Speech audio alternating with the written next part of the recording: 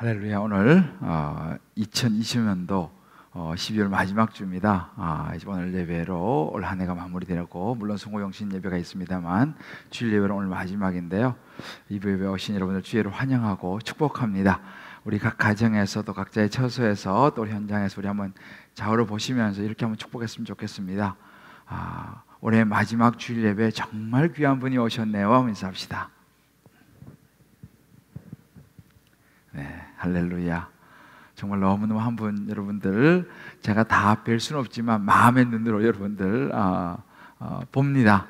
보면서 또 생각하면서 이 시간 함께 우리가 이제 말씀을 나누려고 합니다. 이번 주에 제가 그 변호사 합격증을 받았을 때 나는 경비원이었습니다 라고 하는 제목의 기사가 제 눈에 들어왔습니다. 내용은 그렇습니다. 54세 아파트 경비원인데 두 아이의 아빠인 권진성 씨라고 하는 분의 이야기입니다. 이분의 이력을 보니까 고시 생활을 28년 했습니다. 그리고 대학교 1학년 때부터 내가 이제 고시를 봐가지고 내가 법조인이 되겠다라고 결심을 하고 엄마에게 엄마 나 이제 고시해서 법조인 될 거야 라고 말한 지 36년 됐다고 합니다. 그런데 행시 사시에서 1차를 6번 붙었고 2차를 12번 떨어졌습니다. 그렇지만 포기하지 않고 계속 한 거예요. 하다가 치킨집도 또 생활을 해야 되니까 치킨집도 하고 또 이런 거 청소 같은 일도 하고 그러다가 이제 최근에 한 10년 동안은 아파트 경비원 하면서 계속 공부를 한 거예요. 그러다가 이제 50 넘어가니까 그 지칠 줄 모르는 불굴의 의지가 세상에도 안 된 일이 있구나라는 생각하면서 이제 마음을 접으려고 하는 점에 로스쿨을 이제 소개받게 됩니다. 그래서 로스쿨에 이제 입학을 해서 공부하면서 또 변호사 시험을 쳤는데 2번 떨어졌어요. 그래서 3번째 합격을 했습니다. 그래서 이제 부산에 있는 곳에서 변호사 시작한 6개월 된 분이라고 이제 인터뷰하는 그런 장면이었습니다. 이분이 이런 이야기를 해요. 제 고집이 워낙 세서 그런지 아내는 반대한 적이 없어요. 다만 딸이 언젠가 얘기하더군요. 아빠, 포기하는 것도 용기가 아닐까? 제가 그랬어요. 자기 의지에 따라서 자기 삶을 펼쳐나가는 자체가 행복한 삶이 아니겠니? 설사 마지막까지 변호사 시험에 떨어졌다 하더라도 후회하지 않을 겁니다 라고 이분이 이제 인터뷰하는 걸 보았습니다. 제가 그 기사 읽으면서 참 마음에 감동이 됐어요. 물론 이제 이분은 이제 변호사 시험에 이제 늦게지만 합격을 해서 그나마 다행이지만, 만약에 마지막까지 떨어졌다면 이 사람의 인생을 뭐라고 우리가 평가해야 될까요? 성공한 인생이라고 말해야 될까요? 실패한 인생이라고 말해야 될까요? 아마 세상 사람들은 분명히 평생 고시 공부하다가 실패한 인생이라고 이야기할 거예요. 아마 저 역시도 그런 생각이 들 것 같습니다. 근데 참 이분이 한 그 한마디가 참 제 마음에 남았어요. 자기가 하고 싶은 삶을 펼쳐나가는 것 자체가 행복 아니겠는가. 그러니까 자기가 볼 때는 자기는 설사 합격하지 못했다 하더라도 행복한 인생이었다라고 얘기하는. 여러분, 이것이 초점입니다. 초점. 무엇에 초점을 맞추냐에 따라서 우리 인생이 다르게 보이는 거예요. 이게 굉장히 그래서 초점이 되게 중요한 부분입니다. 남들의 이목으로 살 것인가, 아니면 내 삶을 찾아 살아갈 것인가. 여러분, 신앙생활도 그렇습니다. 신앙생활도 무엇에 초점을 맞추고 신앙생활을 하느냐가 중요한 부분이죠. 다른 사람들이 보기에 그저 신앙생활을 하니까 잘 되고 뭐 돈도 많이 벌고 축복 많이 받았다라고 하는 어떤 주변 사람들의 이목에 초점을 두고 신앙생활을 할 것인가, 아니면 이런저런 우리의 삶의 정황과 이런 것이 어떠하든지 간에 그것을 넘어서서 정말 나에게 영원한 생명을 주시고 영원한 천국의 소망을 주시고 구원해 주신 예수 그리스도, 그분을 믿으며 살아가는데 우리의 신앙의 초점을 맞추고 갈 것인가라는 거예요. 얼마 전에 제가 한번 우리 딸하고 롯데마트에 한번 갔습니다. 근데 우리 딸이 그때 이제 렌즈가 이제 다 떨어져가지고 이제 렌즈가 없으니까 이제 사물이 아마 이제 흐릿하게 보이겠죠. 그래서 자기가 이제 가서 렌즈를 좀 사와야 된대요. 그래서 이제 제가 그래. 그래서 렌즈를 사와가지고 이제 그 마트 이쪽에서 눈에 넣는 거예요. 이렇게 이제 딱 끼더니만 딱 하는 말이 뭐냐면, 아빠, 세상이 달라 보여. 이렇게 말하는 거예요. 그 순간 딱 들어보면서, 그래, 맞지. 렌즈를 맞는 걸 딱 끼니까 세상이 너무 또렷하게 잘 보인다는 거예요. 이것이 초점입니다. 저는 오늘 이제 2020년도 마지막 주일 예배, 저와 여러분 지난 한 해를 돌아보면서 또 이제 새 한 해를 준비하면서 오늘 이 말씀 가운데 저와 여러분이 세상을 보는 눈, 정말 말씀을 보는 눈이 활짝 열려서 주님께서 저와 여러분이 기뻐하시는 그런 초점을 가질 수 있게 되기를 주의 이름으로 축복합니다. 성경도 마찬가지예요. 성경을 보는 초점이 중요합니다. 기준이라고도 말할 수 있죠. 특별히 오늘 보면 더 그렇습니다. 성경을 하나님의 말씀으로 믿는 사람들도요, 창세기 38장 이 유다와 다말의 이야기는 조금 이해하기가 어려워요. 왜냐하면 이 시아버지 유다하고 창녀로 가장한 이 며느리의 글쎄 이걸 불륜이라고 해야 될지, 하여튼 이 파격적인 건친상간을 통해서 자식이 태어나는 거예요. 근데 거의 막장 수준 아닙니까? 막장 드라마죠. 그런데 더 기가 막힌 건 그 자손에서 다윗이 태어납니다. 여러분, 다윗의 자손에서 누가 옵니까? 우리를 구원해 주시기 위해서 오신 예수님이 땅에 오시는 거예요. 아니, 예수님이 어떻게 이런 집안에서, 이런 가문에서 태어나십니까? 그러면 이 족보는 되게 부끄러운 족보예요. 사실은요, 예수님의 족보도 되게 부끄러운 족보입니다. 어찌 보면 이 세상적인 관점에서 보면요, 이런 부분은 성경에서 그냥 석 빼고 싶어요. 이런 부분이 그냥 지우고 싶은, 어찌 보면 그런 부끄러운 부분입니다.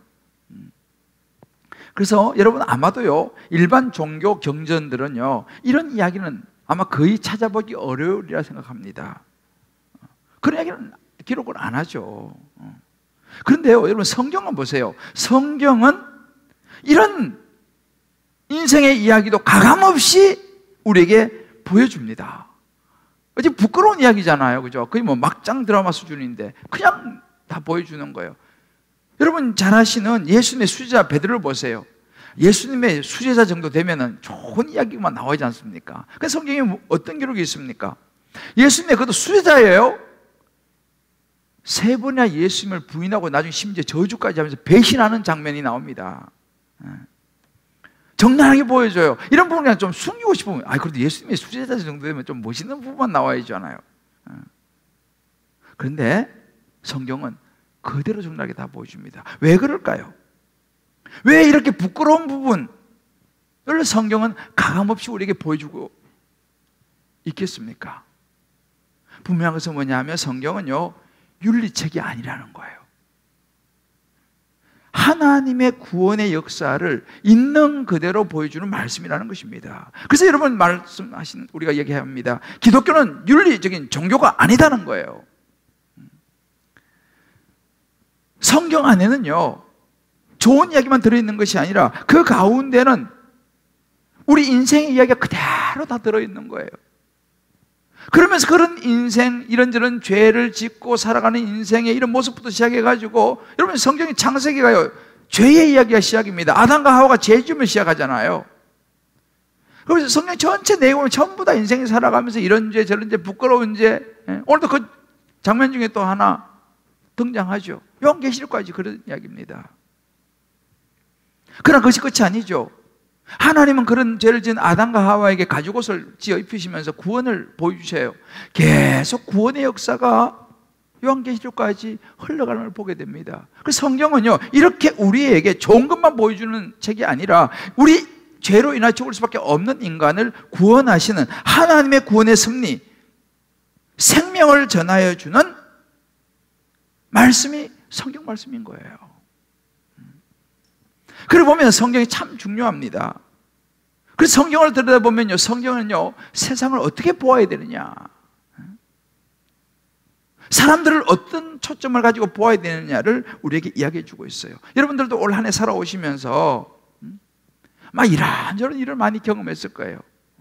저도 마찬가지입니다. 저도 말씀 준비하면서 지난 한 해 돌아보니까 제 목회 여정에 있어가지고 진짜 이런저런 일이 많았더라고요.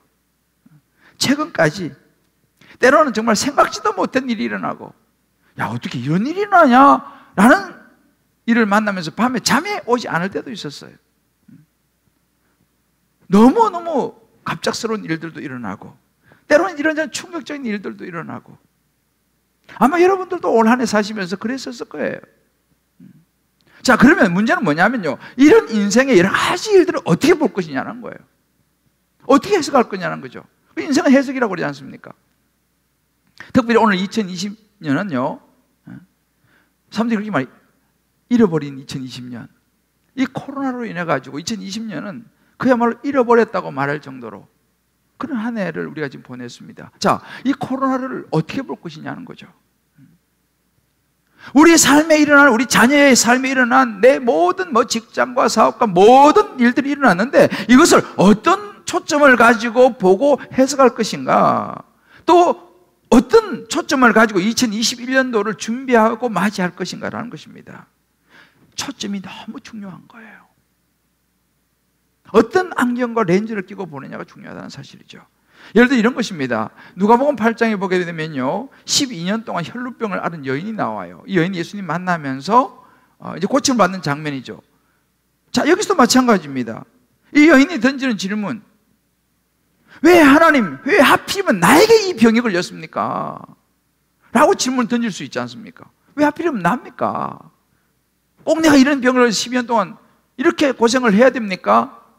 라고 원망의 초점을 가지고 볼 수 있죠.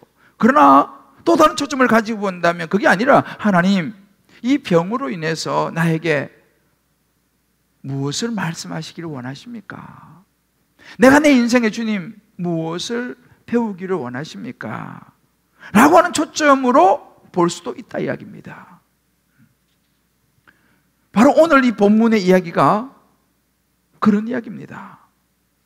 우린 지난주에 이제 요셉을 형들이 노예상인에게 팔아버리는 장면을 보았습니다. 그래서 요셉이 이제 애굽으로 팔려가서 보디발 집에 이제 가게 되는, 그 과정에서 경험했던 이 편애라고 하는 이 대가지불에 대해서도 우리가 나누고, 꿈이 눈물이 된, 좋은 꿈을 꿨다가 눈물이 된 이 과정도 살펴보면서, 이 아버지 야곱의 아들이 죽었다는 소식 듣고 눈물을 흘리면서 애통해하면서 위로도 거절하는 그런 장면들을 우리는 12월 달쯤 쭉 하나님의 인도하심이라고 하는 주제를 가지고 지금 보고 있습니다. 이제 오늘 갑자기 유다 이야기가 딱 등장을 해요. 요셉 이야기를 쭉 하다가 갑자기 유다 이야기가 나옵니다. 여기 또 의미가 있다는 사실이에요. 오늘 1절을 보게 되면요, 그 후에 유다가 자기 형제들로부터 떠나 내려가서 아둘람 사람 히라와 가까이 하니라. 여기서 말한 그 후라는 건 뭐예요? 이제 요셉은 애굽으로 팔려갔고 형제들은 집으로 돌아와서 아버지에게 나쁜 짐승이 요셉을 물어서 죽였다고 거짓말을 하죠. 그리고 요셉이, 이 야곱이가 슬퍼하면서 그런 세월, 그런 일이 있은 이후에 세월은 지났습니다. 물론 학자들마다 이 얼마 정도 시간이 지나는 건 의견이 조금씩 달라요. 아무튼 이제 요셉은 그렇게 죽은 걸로 됐고, 세월이 지나자 유다가 자기 형제들을 떠납니다. 자기 아버지 집을 떠나요. 아마 이 떠나는 것도 여러 가지 해석이 있어요. 너무 괴로운 거예요. 아버지가 힘들어하는 거, 자기가 또 애국을 팔아버리자 그런 말을 한 사람이 유다 아니었어요. 뭐 이런저런 아마 생각이 많았던지 유다가 자기 형제들을 떠나서 어디로 가냐면 가나안으로 갑니다. 그 가나안은 하나님을 알지 못하는 가나안 백성들이, 가나안 족속들이 살고 있는 지역, 아둘람이라고 하는 곳으로 갑니다. 옛날에 나중에 보면 다윗이 도망 다니면서 피했던 그 아둘람 동굴이 있죠. 그곳에 가서 사실은 아브라함도 이삭도 야곱도 믿음의 여인, 믿는 집안의 가문의 자매를 만나서 결혼했잖아요. 그런데 이 유다는요, 그거 상관없이 그냥 가나안 여인하고 만나서 결혼을 해요. 그리고 애를 셋 낳습니다. 그 애가 자라면서 이 마지 엘이 자라니까 며느리를 보는데, 또 며느리도 또 그냥 이방 여인, 다말이라고 하는 이방 여인을 데려다가 결혼시킵니다. 여기서 여러 가지 생각해 볼 수가 있어요. 왜냐하면 이 유다가 아버지 집도 떠나고 형제 집도 떠나가지고 그냥 가나안 애가 살면서 하나님을 다 잊어버린 것 같은 그런 느낌을 받아요. 그리고 결혼도 그냥 뭐 이방 여인하고 그냥 자기도 그렇게 해서 애 놓고 살고, 애도 그냥 자기 애도 그렇게 결혼시키고. 그런데 문제는 뭐냐면 그 장남이 결혼해가지고 하나님 앞에 범죄를 합니다. 무슨 죄인지 모르지만 하여튼 아주 안 좋은 죄를 졌나 봐요. 그래서 죽임을 당합니다. 그러니 이제 자손도 못 보고 마지가 죽었지 않습니까? 그러니까 그 당시에는 이제 어떤 풍습이 있냐 하면 이 계대 결혼 혹은 형사치수라 그러는데, 마지가 애를 못 놓고 죽으면 그 밑에 동생이 있으면 동생이 형수와 결혼해가지고 아이를 형수가 낳게 해줘야 되는 거예요. 그래서 대를 이어야 됩니다. 그래서 둘째가 이제 오난이라고 하는 이 둘째가 다시 형수하고 이제 살게 되는데, 이 오난이 형수하고 이렇게 동침을 하면서 어찌 보면 즐기기는 하면서 형의 아들을 낳고 싶지 않아서 그런지 애는 낳게 해주지 않았습니다. 아주 나쁜 이기적인 그런 모습이었죠. 그래서 그 오난도 하나님께서 치십니다. 오난도 죽어버려요. 자, 이제 아들 하나, 사명제인데 아들 하나 남았습니다. 이 셀라라고. 그러니까 유다가 겁이 들고 났겠죠. 아들 셋인데, 저 다말 며느리 들어와갖고 벌써 둘 죽고 세 번째 또 이거 줬다가 또 죽으면 어떡하냐. 그래서 사람들은요, 이 다말이라고 하는 이름을 그렇게 다 말아먹은 여자 뭐 이렇게 부르게 돼요. 다 그 집안에 그냥 들어와가지고.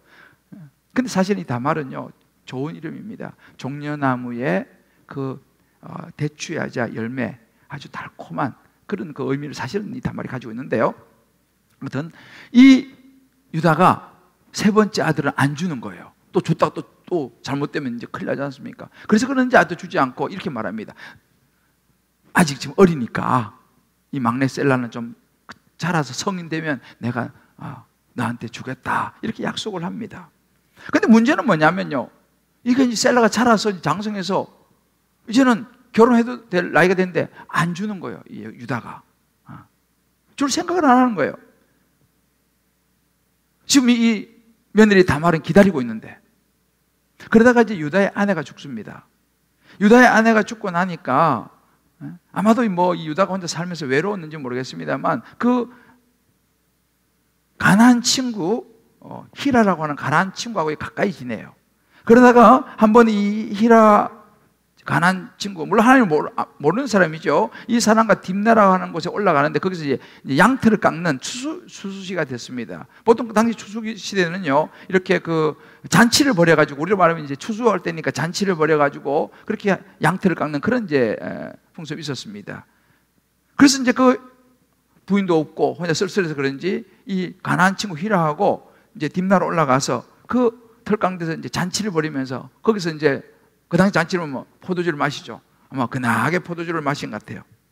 그런 분위기입니다. 그런데 그 사실을 알았던 이 다말이 계속 기다려도 이 시아버지가 이 막내 셀러를 자기한테 줘야지 자기가 애를 낳을 수 있는데 줄 생각을 안 하거든요. 그래서 어떤 생각을 하냐면, 이 다말이 내가 이렇게 있어서는 안 되겠다, 이 내가 좀 부끄러워 수치스럽지만 내가 이 문제를 해결해야겠다라는 생각을 하고, 그 오늘 14절 보면 과부의 옷을 벗어요. 그 당시 과부는 표시가 나는 옷을 입었습니다. 과부의 옷을 벗고 너울로 얼굴을 싹 가리고, 그 시아버지가 올라간 그 딥나로 올라가서 시아버지가 지나갈 만한 길목에 에나임 문에 딱 이제 앉아 있는 거예요. 이제 남자를 유혹하는, 당시로는 창녀들이 보통 그런 분위기와 포즈를 취하는 그런 모습으로 딱 이제 기다리고 있었습니다. 그 잔치에서 이게 이제 근하게 취한 이 유다가 외롭기도 하고 길 가다 보니까 예쁜 여자가 그 길가에 앉아 있거든요. 보니까 장녀 같아요. 마음이 이게 막 이제 남자들이 그래서 술을 먹으면 곤란해지는 거예요. 또 막 이게 이제 욕정이 올라오는 거예요. 그래서 아이고 오늘 나하고 동침합시다. 그럼 이제 그 당시에 보통 그렇게 되면 염소 새끼 한 마리 정도 주는 그런 그 가격이었던 것 같아요. 근데 그때 마침 염소 새끼가 없는 거예요. 돈이 없는 거예요. 외상합시다. 그건 안 됩니다. 그 대신에 그러면 약조물을 내시오 라고 이제 다말이 딱 이제 이야기하죠. 그럼 증거물을 나중에 주기로 하고, 그래서 뭘 주냐면 가지고 있던 도장하고 이 끈 지팡이를 대신 약조물로 줍니다. 염소 새끼는 나중에 주기로 하고, 그 도장은요 우리말 신분증이에요. 우리도 인감도장 이런 거 있지 않습니까? 중요해요. 신분증이에요. 그리고 이 끈과 지팡이는 당시 어떤 그 권위를 나타내는 그런 물건들이었는데, 아무튼 그거를 이제 그거 주시오 요구하죠. 그 다말이 그거를 이제 받습니다. 그리고 이제 하룻밤 이제 뜨거운 밤을 이제 보냈어요. 그리고 이제 유다는 돌아왔죠. 근데 이제 좀 술도 깨고 하니까 부끄러운 거 아니에요? 그죠? 누가 또 알면 또 이게 참 체면이 말이 아니고. 그래서 이제 몰래 친구한테 염소 새끼 주면서 빨리 너 가져가서 그거 가면 어떤 장녀가 있을 거니까 빨리 찾아서 주고 내가 맡겨놓은 그거 점검을 빨리 좀 갖다 달라. 그 친구가 이제 가가지고 찾아보니까 없어, 그런 여인이. 그리고 그것도 성에는 또 창녀는 없다는 거예요. 이거 참 낭패예요. 빨리 이거를 주고 그냥 해결하고 딱 이렇게 끝내야 되는데 여인도 찾을 수 없고 걱정이 되는 거예요. 잘못하다 이거 괜히 창피당하고 말이 체면이 말이 아닌데, 그러다가 그냥 시간이 그냥 잊어버렸어. 뭐 여인도 없다 그러지 뭐 그냥. 근데 3개월이 지났는데 무슨 소문이 들리냐면 며느리 다말이 임신을 했다는 거예요. 그 당시는요 이렇게 결혼하지 않고 임신하게 되면 그런 여인은 부정한 여인이라 그래가지고 끌어내서 불살라 죽이는 그런 벌을 받게 됩니다. 그래서 그 소식을 들었던 유다가 시아버지죠 막 화를 내면서 당장 그 며느리 데다가 불살라서 죽여라 라고 명령을 합니다. 그때 이제 이 다말이 이제 끌려 나가는 거죠. 임신을 했으니까. 그러면서 자기에게 있는 이 도장하고 끈하고 지팡이를 주면서 시아버지 유다에게 갖다 주라는 거예요. 이 사람으로 인해서 내가 아기를 가졌다, 임신하게 됐다라고 이제 갖다 주라 그랬죠.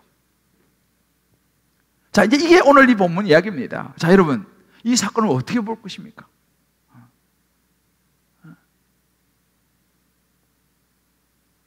이제 우리는 이런 이야기를 들으면요 제일 먼저 딱 떠오르는 게, 본능적으로 떠오르는 게 뭐예요? 첫 번째가 옳고 그름의 기준입니다. 그래서 옳고 그름으로 보는 초점,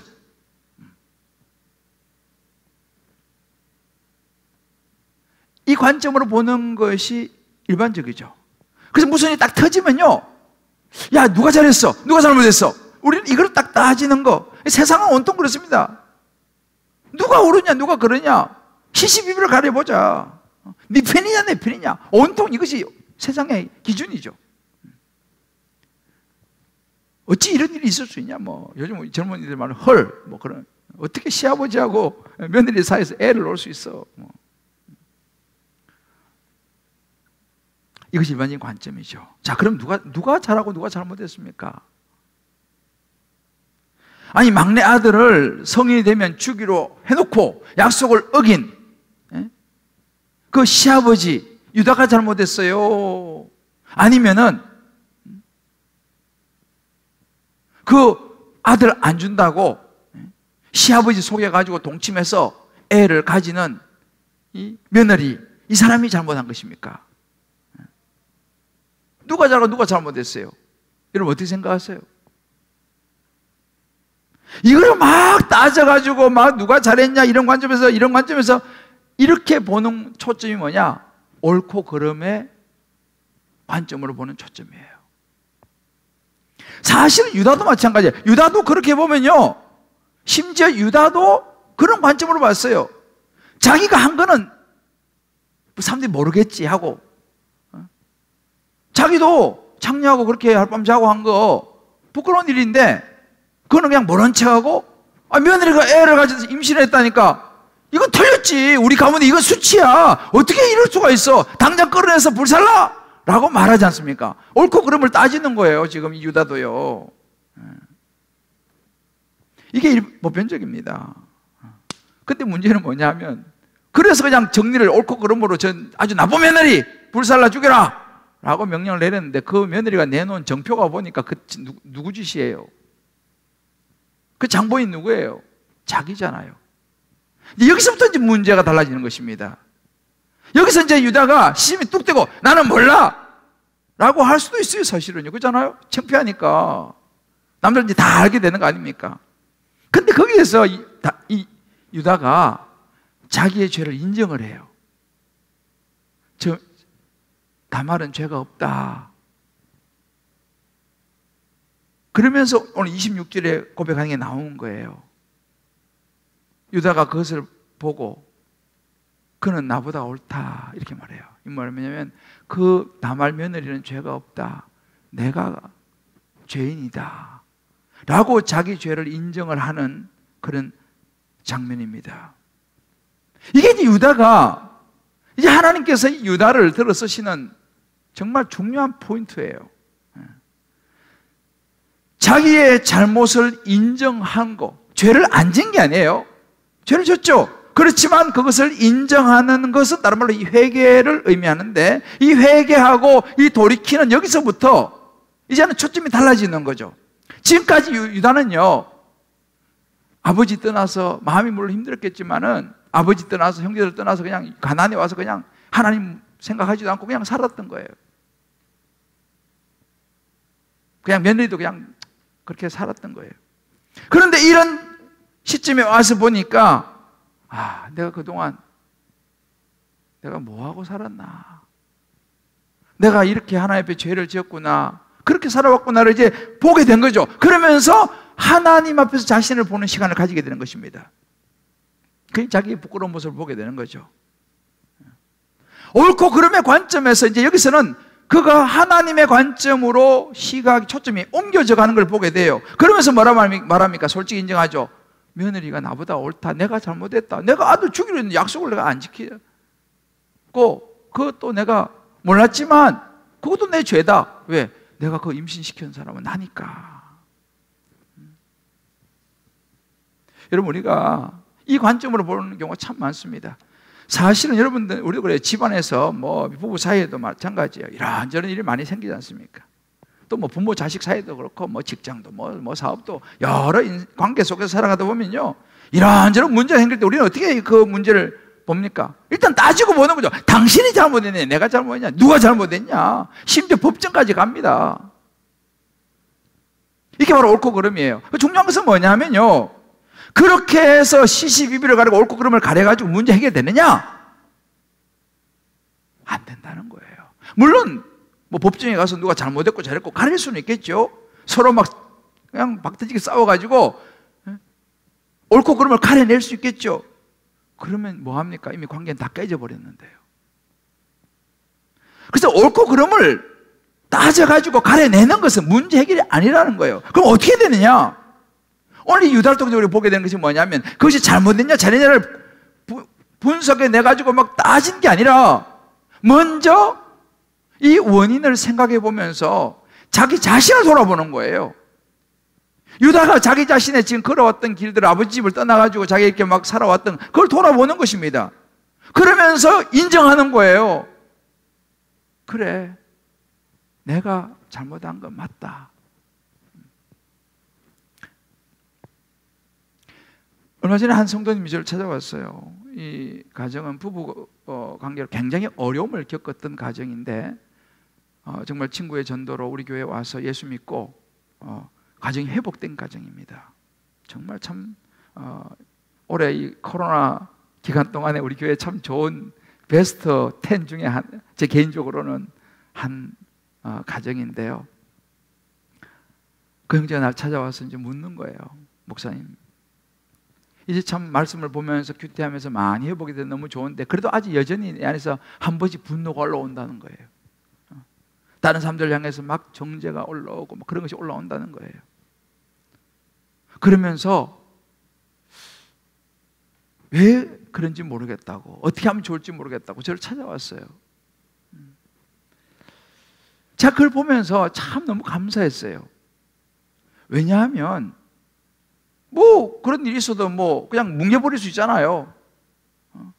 내가 옳지 뭐 그렇게 할 수 있잖아요. 그런데 거기서 뭔가 자기에게 좀 문제가 있는 것 같다는 거예요. 자기 마음에 뭔가 좀 문제가 있는 것 같아요. 근데 그걸 뭔지를 잘 모르겠다는 거예요. 그래서 저하고 이야기하면서요, 이런저런 문제를 풀면서 제가 참 너무 좋았던 게 뭐냐면, 옳고 그름으로 이제 따지지 아니하고 내 안에 어떤 문제가 있는가, 왜 이런가를 보기 시작했다는 거. 여러분, 이것이 구원의 시작이에요. 이것이 구원의 시작이에요. 옛날에는 막 옳으냐 그러냐 막 싸웠다면 그게 아니라, 나한테 뭐가 문제가 있는 것 같은데 목사님, 이 문제 도대체 뭘까요? 이거 어떻게 해결하면 좋을까요? 이게 구원의 시작인 것이죠. 두 번째로 이 사건을 보는 초점은 뭐냐면 바로 이렇게 구원의 관점으로 보는 초점입니다. 여러분, 이 다말은 나름대로 사실은요, 정절을 지키면서 시아버지 유다가 약속했으니까 그 막내 주는 것을 기다렸어요. 그래서 스스로의 충실한 삶을 잘 살았습니다.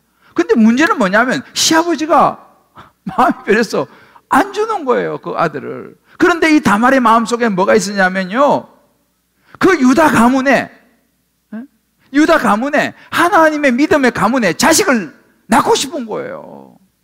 하나님의 계보의 아들을 낳고 싶은 거예요. 그런데 그렇게 하려면 어떻게 됩니까? 여자로서의 수치, 부끄러움, 잘못하면요 죽을 수도 있어요. 여자로서 생각해보세요. 며느리가 변장하고 가지고 시아버지하고 동침을 한다. 이거 얼마나 부끄러워, 수치스럽고 잘못하면 죽을 수도 있는, 그런데도 불구하고 이 다말의 초점은요, 수치와 부끄러움에 있는 게 아니고 어떻게 하면 내가 이 유다 가문에 믿음의 자손을 낳아서 대를 이을까, 여기에 초점을 둔 거죠. 하나님의 구원의 계획 속에 여기 초점을 뒀다는 사실, 이게 중요한 부분입니다. 초점이 달라요 벌써요.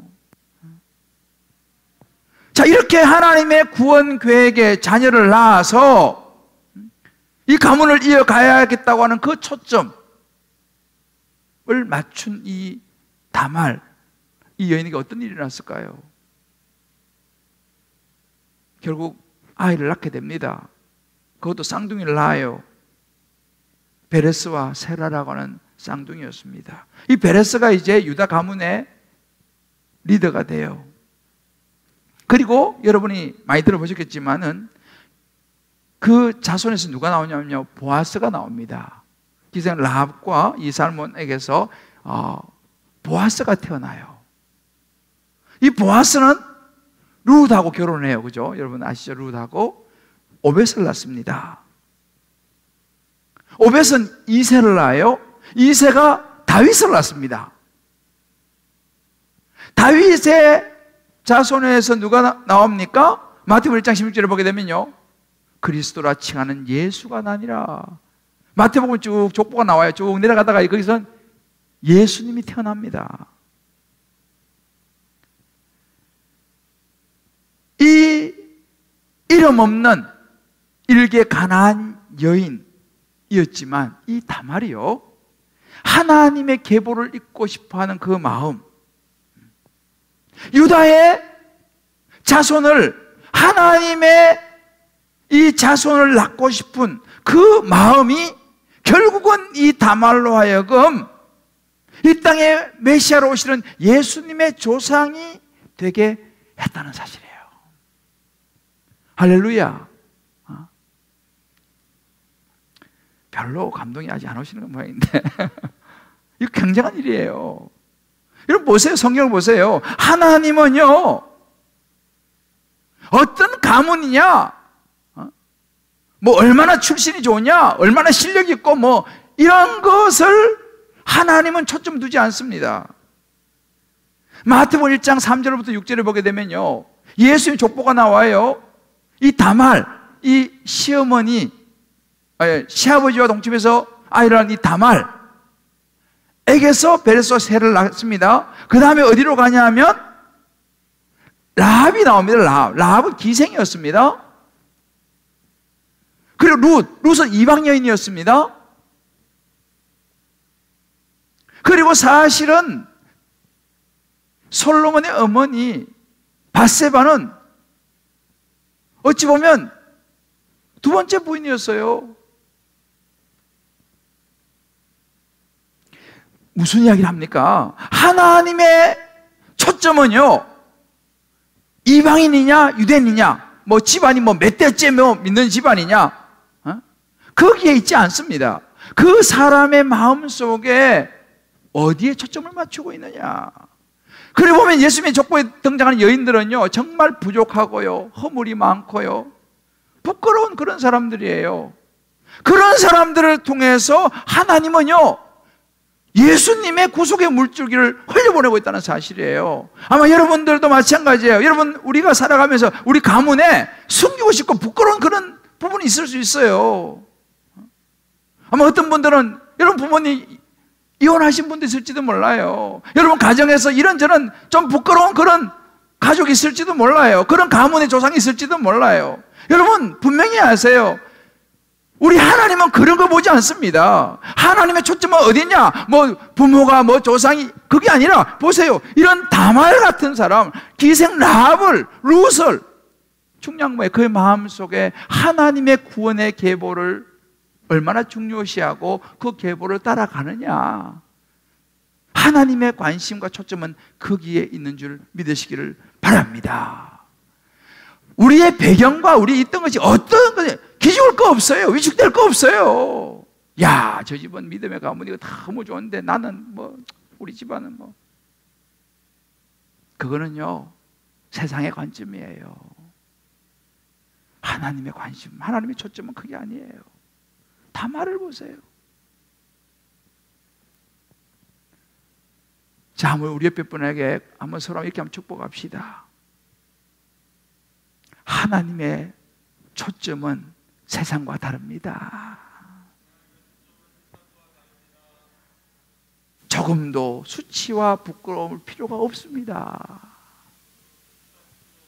예수님 마구간에 태어나셨잖아요. 예수님보다 더 천한 데서 태어나신 분 있어요? 요즘 세상에서 뭐 마구간에서 태어난 애가 있어요? 그러면 우린 다 예수님보다는 저보다 그래도 괜찮은 사람 아니에요. 할렐루야. 우리 각자 한번 적용해 볼 필요가 있습니다. 나는 내 생각 속에 항상 유다와 다말을 보는 관점이 어떤가? 나는 다른 사람들을 볼 때에 혹은 또 내 자신을 볼 때 항상 옳고 그름으로 판단하면서 때로는 정죄하고 비판하고 때로는 자책하고 절망하고 낙심하는가? 아니면 그게 아니라 그래, 구원의 하나님을 생각하면서 구원의 관점으로 보느냐라는 거예요. 부부 사이에도 뭐 부모 자녀 사이에도 모든 우리의 삶에서 마찬가지입니다. 사랑하는 성도 여러분,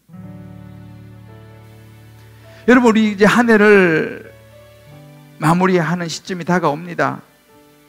어떻게 이 한 해를 우리가 돌아볼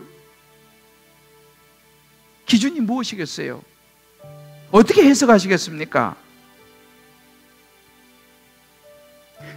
오늘 이 유다와 다말의 이 사건은요, 저와 여러분에게 그걸 보여줘요. 어떻게 해석할 것인가? 저와 여러분이 우리의 인생을 보는 관점들, 올 한 해 동안 일어나던 수많은 사건들을 볼 때에 옳고 그름이 아니라 하나님의 구원의 관점으로 볼 수 있게 되기를 주의 이름으로 축복합니다. 아멘. 그러면 이해 못할 사람이 없어요. 용서 못할 사람이 없어요. 모든 삶의 기준이 생깁니다. 이 코로나 시대에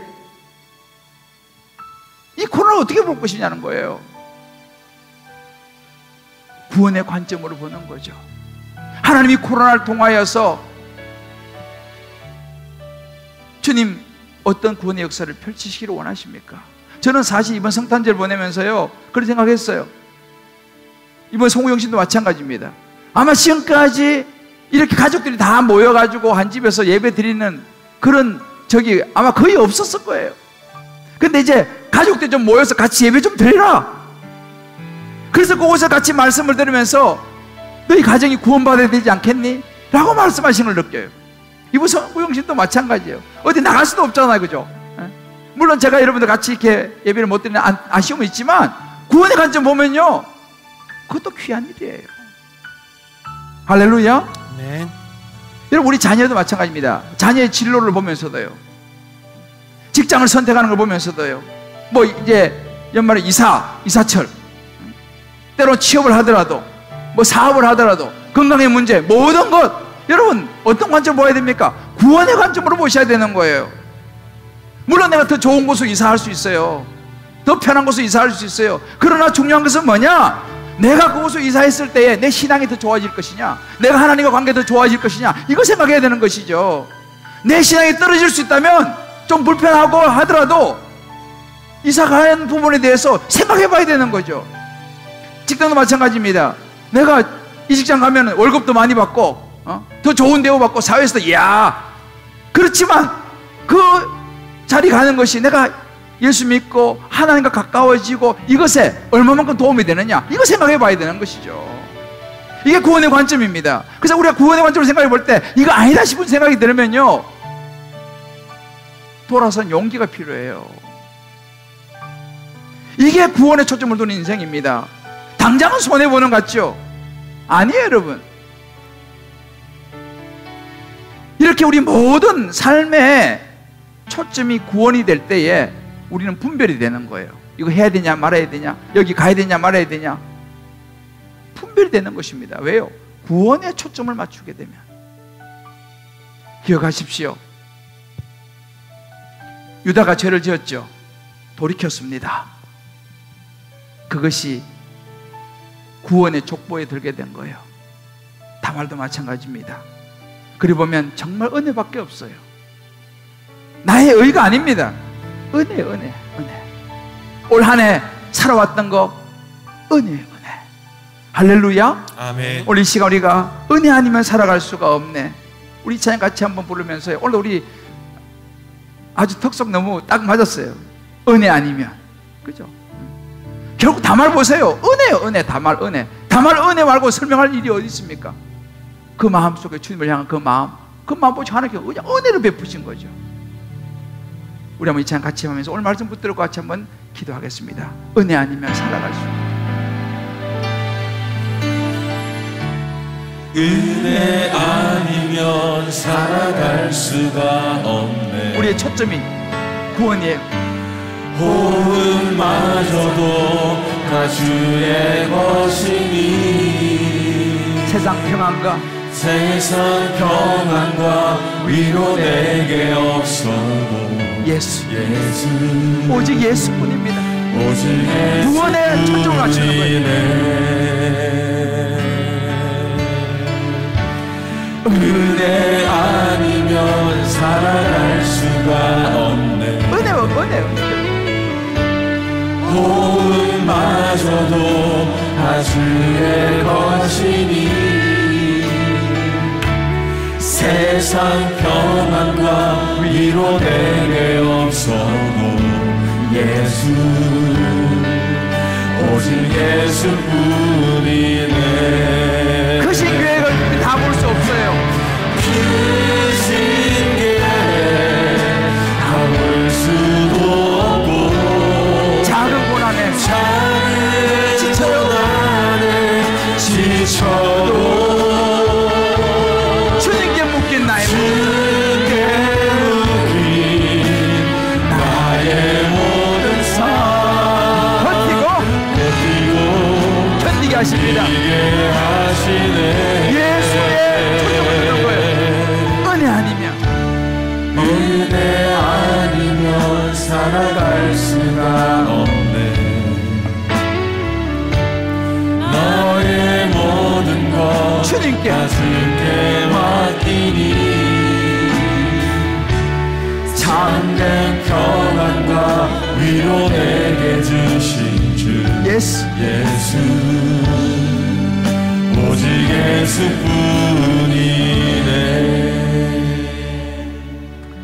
우리 한번 이 시간 여러분 각자 가정에서 각자 있는 처소에서 한번 조용히 눈을 감고 한번 또 우리 현장에서 한번 기도합시다. 올 한 해 살아왔는데 다 은혜였죠. 하나님의 인도하심이 있었습니다. 하나님은 합력하여 선을 이루시고 우리에게 좋은 걸 주시기를 원하시는 구원의 하나님이십니다. 아멘. 그 구원에 초점을 맞추고 세상적인 관점, 내 생각이 아니라 그 구원의 관점을 가지고 보면 받아들이지 못할 사람이 없어요. 이해하지 못할 사람이 없어요. 용서하지 못할 사람이 없습니다. 고마운 것이죠. 나를 힘들게 한 그 사람 생각하면 고마운 것입니다. 왜요? 내가 주님 앞에 더 무릎 꿇게 했으니까요.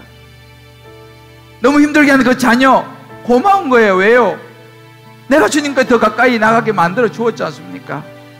구원에 초점을 두고 보면요, 이게 은혜요. 감사합니다.